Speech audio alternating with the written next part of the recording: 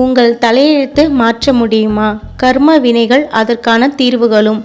வாழ்க்கை ஏன் இப்படியே இருக்கு? ஏன் சிலருக்கு மட்டும் கஷ்டமேல் கஷ்டம் வருகிறது? ஏன் சிலர் உழைக்காமலே சொகுசாக இருக்கிறார்கள்? இதற்கு பின்னால் இருக்கும் ஆன்மீக ரகசியம் என்ன? நம்முடைய கர்ம வினை முற்பகல் செய் பிற்பகல் விளையும் என்ற பழமொழிக்கு பின்னால் இருக்கும் ஒரு ஆழமான உண்மை பற்றி இந்த 10 நிமிடத்தில் பார்க்க போகிறோம். கர்மாவின் 3 வகை. ஒரு பெரிய வங்கி சேமிப்பு போல பல பிறவிகளுக்காக நாம் செய்த பாவ புண்ணியங்களின் மொத்த மூட்டை. அந்த மூட்டையிலிருந்து இந்த பிறவிக்காக நாம் எடுத்து வந்திருக்கும் ஒரு பகுதி. இதுதான் நம்முடைய தற்போது இன்ப துன்பங்களை தீர்மானிக்கிறது. இது நாம் அனுபவித்தே தீர வேண்டும். இந்த பிறவியில் நாம் செய்யும் செயல்கள் இதுதான் எதிர்காலத்திற்கான சேமிப்பு. காரணமே இல்லாமல் வீட்டில் சண்டை வருவது, கடுமையான உழைப்பு இருந்தும் கையில் காசு தங்காமல் இருப்பது, நல்ல காரியங்களை தடை போடுவது, இதெல்லாம் நம் பழைய கர்மா வேலை செய்கிறது என்பதற்கான அறிகுறிகள்.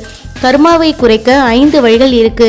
வழி 1, தானம். பசிப்பவர்களுக்கு உணவு அளிப்பது கர்ம வினையை கரைக்க மிக சிறந்த வழி. குறிப்பாக வாயிலா ஜீவன்கள், அதாவது பறவைகள், நாய்கள், பசுகள் ஆகியவற்றுக்கு உணவிடுங்கள். மன்னிப்பு. உங்களை காயப்படுத்தியவர்களை மன்னிப்பதும் நீங்கள் கட்டாயப்படுத்தியவர்களுக்கு மானசீகமாக மன்னிப்பு கேட்பதும் கர்ம சுமைகளை குறைக்கும். குலதெய்வ வழிபாடு. இந்த கர்மாவையும் தடுக்கும் சக்தி உங்கள் குலதெய்வத்திற்கு மட்டுமே உண்டு. மாதம் ஒரு முறையாவது குலதெய்வத்தை நினையுங்கள். வழி 4, மந்திர ஜபம். ஓம் நமச்சிவாயா அல்லது உங்கள் இஷ்ட தெய்வத்தின் மந்திரத்தை 108 முறை சொல்வது மன தூய்மை தரும். சுயநலமற்ற சேவை. கைமாறுது கருதாமல் பிறருக்கு உதவும் பொழுது புது கர்மாவானது புண்ணியமாக மாறும். தலையெழுத்தை மாற்ற முடியுமா? விதியை மதியால் வெல்லலாம் என்பார்கள்.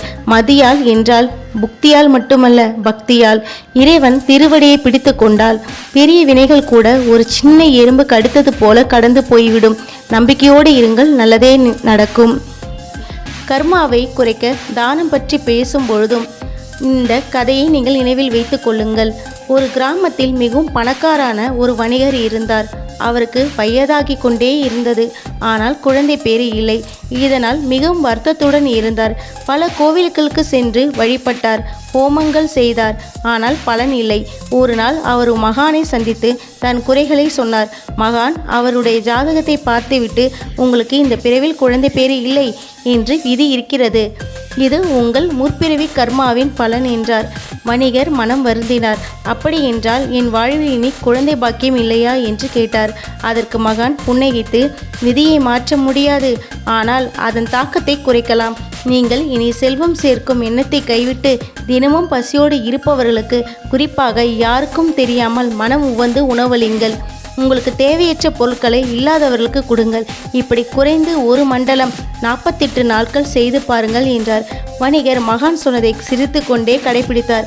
தினமும் காலையில் எழுந்து தன் வீட்டு வாசலில் பசியோடு இருக்கும் யாசகர்களுக்கு, பறவைகளுக்கு, விலங்குகளுக்கு உணவளித்தார். தனது பழைய உடைகள், பாத்திரங்கள் என பலவற்றை ஏழைகளுக்கு கொடுத்தார். ஒரு சில மாதங்களுக்கு பிறகு அந்த வணிகரின் மனைவி கருவுற்றார். அவர்களுக்கு ஒரு அழகான குழந்தை பிறந்தது. வணிகர் ஆச்சரியத்துடன் மீண்டும் மகானை சந்தித்து நன்றி கூறினார். மகான் புன்னகைத்து, இது உன்னுடைய தர்மத்தின் பலன். உன்னுடைய முற்பிறவி கர்மத்தின் தாக்கத்தை உன்னுடைய ஆகாய கர்மா, அந்த பிறவில் செய்த நல்ல காரியம் குறைந்து விட்டது. இறைவனுக்கு செய்யவே இந்த கர்மா வினைகள் கரைக்கும் சக்தி படைத்தது என்றார். இது போன்ற சிறு தகவல்களையும் ஆன்மீக செய்திகளையும் ஆன்மீகத்தை பற்றி பல தகவல்களையும் தெரிந்து கொள்ள நமது சேனலை லைக் பண்ணுங்கள், ஷேர் பண்ணுங்கள், கமெண்ட் பண்ணுங்கள். தேங்க்யூ.